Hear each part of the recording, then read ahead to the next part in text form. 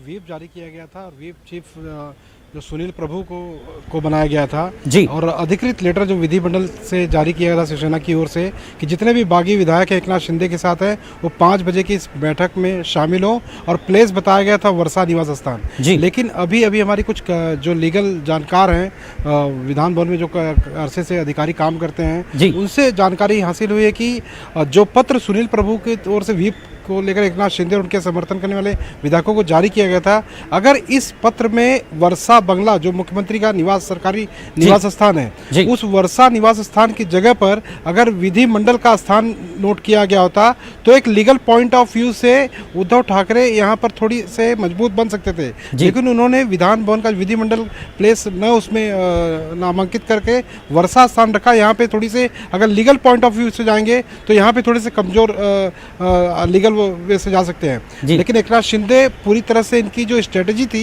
ये पूर्व नियोजित थी, एक एक स्टेप करके वो आगे बढ़ रहे हैं। जब जैसे उनको गट नेता से हटाया गया तो वो गट नेता को लेकर भी कानूनी दांवपेच खेल रहे हैं कि उनका पलड़ा भारी है। उन्होंने 34 विधायकों के समर्थन वाला एक पत्र जारी कर दिया है जो गवर्नर से लेकर विधिमंडल के जितने भी उपाध्यक्ष हैं नरसिंह हिरवल उनके पास मेल के जरिए पहुंच चुका है। अब ये चैलेंजिंग वाली राजनीति शिवसेना में रहे कभी एकनाथ शिंदे जो बाला साहब की शिवसेना करार दे रहे हैं वो उनके शिव सैनिक हैं और शिवसेना से वो दूर नहीं है, लेकिन बाला साहब के असली शिव सैनिक को करार दे रहे हैं। अब ये कोई नई पार्टी अभी तक तो उन्होंने नहीं बनाई है, लेकिन अब ये देखना होगा अगर वो कल को या एक दिन और बाद अगर महाराष्ट्र या मुंबई में आते हैं और अपनी समर्थन वाले जितने भी विधायक हैं, हालांकि 34 विधायकों का समर्थन का उन्होंने पत्र जरूर जारी किया है, लेकिन ऐसा कहा जा रहा है 34 से ज़्यादा 40+1 41 विधायकों का समर्थन उनके पास है। अगर इतने विधायकों के साथ आकर वो यहाँ पर अपनी दावेदारी ठोकते हैं तो एक लीगल पॉइंट ऑफ व्यू से वो थोड़े से मजबूत दावेदारी उनकी कही जा सकेगी लीगल पॉइंट ऑफ व्यू से। अब यहाँ पर उद्धव ठाकरे जो मुख्यमंत्री हैं वो कमज़ोर ज़रूर हैं। 5 बजे की बैठक वर्षा बंगले पर बुलाई थी वो रद्द कर दी गई है। सोशल मीडिया के जरिए खबर आ रही थी कि वो फेसबुक या यूट्यूब के जरिए वो बातचीत करेंगे। अब कुल मिला जुला के एकनाथ शिंदे भारी पड़ रहे हैं, इसमें कोई दो राय नहीं है। इस पूरे मामले पर बीजेपी भी अपनी अभी तक चुप्पी साध रखी है। बीजेपी की तरफ से तमाम नेता जितने भी इनके चाहे महाराष्ट्र के स्पोक्स पर्सन हो चाहे दूसरे स्पोक्स पर्सन है उनको सख्त आदेश दिए गए हैं कि कोई भी इस विषय पर अभी बात नहीं करेगा। हमारी कई नेताओं से बातचीत भी हुई। महाराष्ट्र बीजेपी स्टेट ऑफिस में इसमें खड़ा हूँ, यहाँ पे जितने भी कुछ विधायक आए थे यहाँ से धीरे धीरे निकल के अपने अपने प्लेस पे जा रहे हैं। नारायण राणे आने वाले थे, केंद्रीय मंत्री जो इंडस्ट्री मिनिस्टर है। बिल्कुल सर्वेश, यहाँ पर सियासी हालात महाराष्ट्र में पूरी तरह से उथल पुथल हैं और क्या कुछ होता है हर लम्हे बाद काफी अपडेट हो रहा है एक तरह से हम देख रहे हैं। सर्वेश आप मेरे साथ रुके रहे, मैं आपको फिर दोबारा जोड़ने की कोशिश करूंगा। महाराष्ट्र की एक सियासी जो है हलचल सूरत से गुवाहाटी की तरफ मुंतकिल हो रही है, हमारी नुमाइंदा ने इसका जायजा लीजिए, देखते हैं। Right now we are standing in Gopinath Bordoloi Airport of Guwahati. Now this is the place which has become very significant because Maharashtra politics is now getting its ground here in Assam. Today early in the morning this was the area where 3 buses came and Eknath Shinde along with what he claims is more than 35 MLAs came here and they are right now putting out in Radisson Blu Hotel. Some more MLAs are expected to come, but the question is why from west to northeast? Because people are saying, the experts are saying that number one, that this is the safe place for BJP. This is the safe place. Here, no NCP, no Congress, no other lobby of Shiv Sena will come and do any protest or any type of hindrance will be there. Secondly, obviously the reason is Hemanta Vishwa Sharma. He is known for all these tricks. He has played its game in Meghalaya, in Manipur and also here during the Jharkhand crisis. So this is the reason where Hemanta Vishwa Sharma, he is the most dependable person. That is why the hospitality is under him. And that's the reason for which West has come to the Northeast. This is Kumalika Sengupta reporting. तो हमारे नुमाइंदे सर्वेश लगातार हमारे साथ जुड़े हुए। सर्वेश, जैसा कि आपने सुना सियासी जो सूरत हाल हलचल है वो गुवाहाटी की तरफ मुंतकिल हो रही है। बीजेपी का पूरा खेल ऐसा बताया जा रहा है शिवसेना की तरफ से। आप जैसा कि आपने कहा कि कल अगर एकनाथ शिंदे पहुंचते हैं तो क्या कुछ तस्वीर बनती है। दूसरी बात, आज की मीटिंग जो रद्द कर दी गई है, क्या एजेंडा था मीटिंग का, क्या बागी लीडरों को एक मौका देने की ये कोशिश थी, क्या कुछ होने वाला है? और उद्धव ठाकरे की हम बात करें तो क्या वो 6 बजे एक मीटिंग भी है शरद पवार और उद्धव ठाकरे की, तो क्या कुछ आपस में अघाड़ी सरकार के बीच तय हो रहा है अभी? देखिए जिलानी, जिस तरह से आपने कहा सही बात है कि शिवसेना की तरफ से, यानी कि मुख्यमंत्री जो शिवसेना के चीफ हैं उद्धव ठाकरे की तरफ से एक लीगल पॉइंट ऑफ व्यू से कोशिश की गई थी कि तमाम विधायकों को एक लीगल तौर पे जो नोटिस व्हिप जारी करके उन्हें शायद डराया जा सकता है या सदस्यता पद रद्द करने की बात कहकर उन्हें बुलाया जा सकता है, लेकिन इसमें वो पूरी तरह से फेल हो गए हैं। उनका ये जो तरीका था, काम बिल्कुल नहीं आया। अब रही बात शरद पवार की, उद्धव ठाकरे की मीटिंग की, तो कल भी फ़ोन पर उनकी आपस में चर्चा हुई। हालांकि रूबरू मुलाकात वो करने वाले थे, लेकिन देर रात तक वो उन्होंने सिल्वर ओक पर अपने नेताओं से बातचीत की। एनसीपी अपने विधायकों के साथ बैठक कर रही है, वो अपने तमाम विधायकों को सेव किए हुए, कांग्रेस भी अपने विधायकों को सेव किए हुए पूरी जनसंख्या के साथ। शिवसेना के विधायक पूरी जनसंख्या में उद्धव ठाकरे के पास इस वक्त नहीं है, ये साफ हो चुका है। अब अगर बीजेपी की बात करें तो बीजेपी इस पूरे खेल पर बराबर नजर बने हुए महाराष्ट्र के कई नेता, अगर देवेंद्र फडणवीस की बात करें, विपक्ष नेता हैं, प्रदेश अध्यक्ष चंद्रकांत पाटिल की बात करें, ये अपने शीर्ष आला नेताओं से लगातार टच में है। क्या कुछ स्ट्रेटजी होगी, क्या कुछ प्लानिंग होगी, ये एक दिन का नहीं है, ये पूर्व नियोजित था प्लान पूरी तरह से, क्योंकि एकाएक शिवसेना के तकरीबन 30 से ज़्यादा विधायकों का मुंबई के बाहर सूरत जाना, सूरत के एक होटल में रुकना, वहाँ पर एक बस का आना, फिर गुवाहाटी की तरफ फ्लाइट से रुक करना, ये एक पूर्व नियोजित प्लानिंग थी। लेकिन इस प्लानिंग की खबर ना तो महाराष्ट्र के गृह विभाग को लग सकी, ना ही शिवसेना पार्टी को।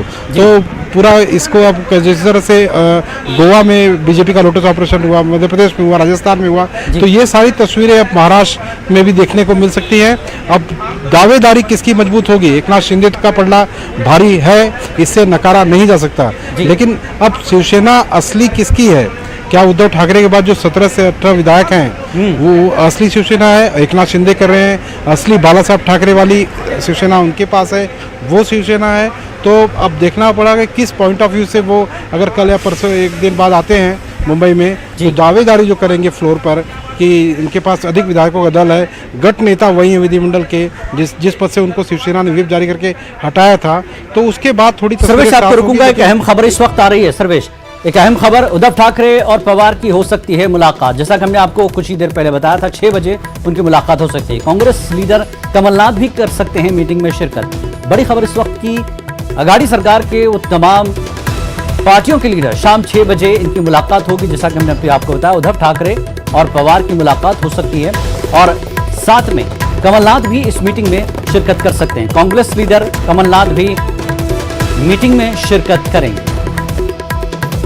जी सर्वेश, जैसा कि हमने कहा कि 5 बजे की जो मीटिंग थी वो तो खैर अपनी पार्टी लीडरों के लिए उन्होंने रखी थी। जैसा कि आपने कहा कि एक मौका था उन्हें मौका देने का या डराने का, वो तो नहीं हुआ। लेकिन अब अघाड़ी सरकार के पार्टियों के बीच जो मीटिंग है, शरद पवार है, कमलनाथ भी इसमें पहुंच रहे हैं, तो क्या कुछ रोल एनसीपी का और कांग्रेस का इकदाम या उनका कदम क्या होगा आगे सरकार के साथ, क्या कुछ वो सोच रहे हैं अभी, क्योंकि नंबर तो घट रहे हैं? देखिए, शीर्ष नेता शरद पवार जी बिल्कुल आपने सही कहा कि नंबर जरूर घटे हैं, लेकिन शरद पवार की मौजूदगी कल देर रात ही मुंबई में हो चुकी थी। जिस तरह से एनसीपी कांग्रेस लगातार कल अपने विधायकों के साथ बैठक कर रही थी, अपने अपने विधायकों को सेव किए हुए हैं, और जब तक शरद पवार इस खेल में हैं और बैठक में जैसे कि 6 बजे करीब शामिल होंगे, हालांकि विधायकों की संख्या जरूर कम है, लेकिन शरद पवार काफी मजे हुए खिलाड़ी हैं। महाविकास सरकारी का गठन करने में इनकी भी मुख्य भूमिका रही थी, तो कहीं ना कहीं शरद पवार को हल्के में अभी भी नहीं लिया जा सकता है। राजनीति में जो है असंभावनाओं का खेल है, कभी भी कुछ भी हो सकता है, लेकिन एकनाथ शिंदे का पलड़ा भारी है, उसको भी नकारा नहीं जा सकता। और कमलनाथ की मौजूदगी कल ही हो चुकी थी, लगातार अपने नेताओं से, चाहे बाला साहब थोराट हो, नाना पटोले हो, विधायकों के साथ एक नहीं 3 बार बैठक कर चुके हैं, सभी विधायकों के साथ बैठक कर चुके हैं। उनके जितने भी 44 विधायक उनके साथ हैं। एनसीपी भी अपनी बैठक पूरी कर चुकी है। अब 6 बजे की बैठक जो होगी उसमें क्या कुछ निकल के आएगा, अगर उनका कुछ ऑथेंटिक बयान आता है तो भी देखने ऐसा होगा। लेकिन शिवसेना जो उद्धव ठाकरे जो हैं वो थोड़े नहीं, बहुत इस समय वीक कह सकते हैं, क्योंकि जो परिस्थिति है वो यही दिखा रही है कि उनके पास एक जो जनसंख्या चाहिए विधायकों की सरकार, महाविकास आघाड़ी सरकार को, अगर वो विश्वास प्रस्ताव रखते हैं कि सरकार में हमारा विश्वास प्रस्ताव है, तो जाहिर सी बात है वहाँ पे विश्वास प्रस्ताव रखते हैं। सर्वेश एक चीज है, जैसा कि आपने कहा कि उद्धव ठाकरे जो है काफी कमजोर पड़ गए हैं, लेकिन सिर्फ उद्धव ठाकरे नहीं, एनसीपी कांग्रेस भी यहाँ पर वीक है, क्योंकि नंबर यहाँ से गायब हो रहे हैं धीरे धीरे करके, काफी नंबर गायब हो चुके हैं। तो अब कोई रास्ता बचा नहीं है। ये भी खबर आ रही थी कि सीएम जो है इस्तीफा दे सकते हैं। तो क्या अघाड़ी सरकार, अभी जो पार्टियां हैं आपस में मिली हुई, ये सरकार के पास क्या अभी कोई ऐसा फार्मूला है, क्या कोई ऐसी जादू की छड़ी है जो चल सकती है आजकल में? देखिए, अभी इसको लेकर कुछ भी कहना, क्योंकि मैंने पहले कहा कि राजनीति जो है असंभावनाओं का खेल है। शरद पवार हैं, कमलनाथ आए हुए हैं, इनके जो विधायक सेफ तो ही हैं। अब बात रही शिवसेना के विधायकों की, और कमलनाथ को मध्य प्रदेश का बड़ा एक्सपीरियंस है, क्योंकि वहां भी कांग्रेस ने अपनी सरकार खोई है इसी सारे खेल की वजह से। जी बिल्कुल, जो बिल्कुल उनके पास अनुभव है। तो कहीं ना कहीं अब जो पड़ला भारी जिसका है, अब जैसे से विधायक मुंबई पहुंचेंगे जी, उनके आने के बाद सारी तस्वीरें साफ होंगी। हालांकि पड़ला एकनाथ शिंदे का भारी है, इसको कतई नकारा नहीं जा सकता, लेकिन शरद पवार और कमलनाथ को भी हल्के में लेना, ये भी अभी इतना आसानी से कह देना कि सरकार पूरी तरह से गिर गई है, ये भी नहीं कहना। लेकिन दो चीज़ें साफ है, एक फ्लोर टेस्ट वाली जो बात है वो तो बाद की बात है, लेकिन विश्वास प्रस्ताव अगर सरकार में रखते हैं तो उस समय विश्वास प्रस्ताव तभी रखा जाएगा जब उद्धव ठाकरे, शरद पवार या कमलनाथ, जो तीनों के जो खेमे के विधायक है तमाम, इनके पास जो एक्चुअल जो आंकड़ा होगा वो 124 के आसपास होना चाहिए। लेकिन अब वो एक्चुअल आंकड़ा इनके पास सिर्फ 288 में बात करें तो 2 लोग जेल में हैं, नवाब मलिक, अनिल देशमुख, और एक विधायक जो शिवसेना के रमेश लटके, उनके अंधेरी की जो कॉन्स्टिट्यूंसी की थी उनकी डेथ हो चुकी है। तो तकरीबन 115 के या 14 के आसपास जो आंकड़ा है अभी तक महाविकास आघाड़ी के पास है, और इनको एग्जिट जो आंकड़ा है इनको तकरीबन 124 या 125 के आसपास पहुंचना है जी, जो इनके पास अब आप सर्वेश, आप जिन आंकड़ों की बात कर रहे हैं, तो उसमें जो इंडिपेंडेंट कैंडिडेट्स है और दूसरी पार्टियां भी हैं, क्या शरद पवार उन तमाम को जोड़ने की कोशिश कर सकते हैं? ये एक मौका बन सकता है क्या? देखिए, इंडिपेंडेंट पे कतई अब ये भरोसा करेंगे कि नहीं करेंगे। हालांकि जिस तरह से हाल ही में राज्यसभा के चुनाव, क्योंकि अब कोई रास्ता है नहीं, विधान परिषद की अघाड़ी सरकार के पास अब कोई रास्ता है नहीं। जी बिल्कुल, निर्दलीय तकरीबन 22 के करीब पूरे महाराष्ट्र के विधायक हैं जी। लेकिन जिस तरह से हाल ही में राज्यसभा के चुनाव हुए जिलानी जी, विधान परिषद के चुनाव हुए, इनके अपने खेमों के विधायकों के अलावा निर्दलीय विधायकों की भी भूमिका साफ नजर नहीं आई। राज्यसभा में जिस तरह से एक महाविकास आघाड़ी का सांसद की हार हुई, विधान परिषद में कांग्रेस के दलित जो नेता है, कैडर के नेता चंद्रकांत धंडोरे की हार हुई, तो यहाँ पर विधायकों पर भी पूरी तरह से भरोसा जताना ठीक नहीं है।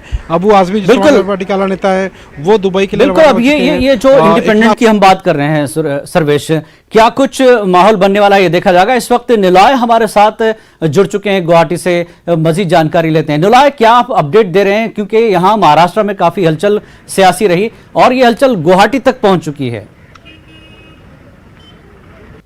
जी जिलानी, मैं इस वक्त गुवाहाटी के रेडिसन होटल के बाहर हूं और इसके अंदर जो है एकनाथ शिंदे की खेमे हैं। खेमे में बताया जा रहा है कि करीबन 36 विधायक हैं, जिनमें से 33 शिवसेना के हैं और 3 निर्दलीय है। और 5:30 बजे दूसरी चार्टर्ड फ्लाइट, आज सुबह एक चार्टर्ड फ्लाइट पहुंची थी जहां पे सारे विधायक आए थे।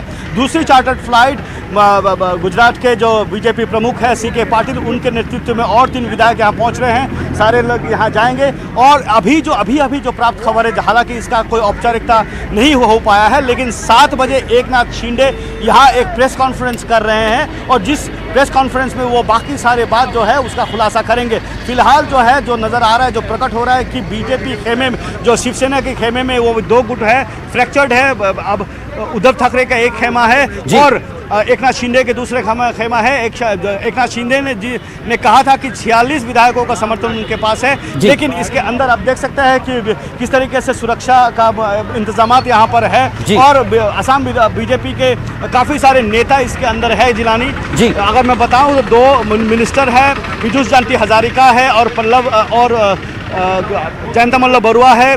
MP पल्लव लोचन दास है और दो विधायक है यहाँ पर, और बीजेपी असम बीजेपी के 3-4 निलय एक सवाल ये जानना चाहूंगा कि अभी हम सर्वेश से बात कर रहे थे कि कल या कभी भी परसों ये बातचीत होनी है तो एकनाथ शिंदे वहां से निकलेंगे, महाराष्ट्र पहुंचेंगे, क्योंकि महाराष्ट्र में भी अघाड़ी सरकार की मीटिंग हो रही है, एनसीपी कांग्रेस और शिवसेना की मीटिंग हो रही है। तो क्या वहां से ये कब निकलेंगे, क्या कुछ ऐसी कोई जानकारी है आपके पास?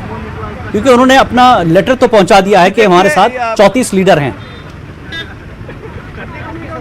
जी देखिए, एक चीज़ है कि थोड़ी देर बाद पहले ये बात हो रही थी कि यहाँ से ही वीडियो कॉन्फ्रेंस के द्वारा महाराष्ट्र के गवर्नर के सामने शो ऑफ स्ट्रेंथ होंगे, और जो एकनाथ शिंदे है उनके सारे विधायक है वो अपने विधायकों को यहाँ से ही जो परेड करवाएंगे और कॉन्फ्रेंस के द्वारा उनको दिखाएंगे और प्रदर्शित करेंगे उनके स्ट्रेंथ। लेकिन वो शायद अभी नहीं हो पा रहा है, तो इस वजह से प्रेस कॉन्फ्रेंस दे रहे हैं, और उसके बाद शायद आज देर रात नहीं तो कल सुबह अगर सारा कुछ सुलझ जाता है तो एकनाथ शिंदे निकलेंगे और शायद वहाँ पे जाके अपना जो है बात वहाँ रखेंगे। लेकिन दूसरी एक चीज़ बहुत अहम चीज़ है जो गिलानी जी, मैं एक चीज़ यहाँ पे मैं बोलना चाहूँगा कि आज देर शाम असम के मुख्यमंत्री यहाँ पहुँचेंगे, गुजरात के बीजेपी प्रमुख CK पटेल यहाँ पहुँच रहे हैं। तो निश्चित रूप से हालांकि जो बीजेपी है वो प्रत्यक्ष रूप से अभी भी पूरे पिक्चर में नजर नहीं आ रहा। हालांकि देवेंद्र फडणवीस ने अपने तरीके से तरफ से बहुत सारे मीटिंग किए थे उन्होंने, लेकिन प्रत्यक्ष रूप से अभी तक वो बीजेपी आया नहीं है। बीजेपी वेट एंड वॉच है,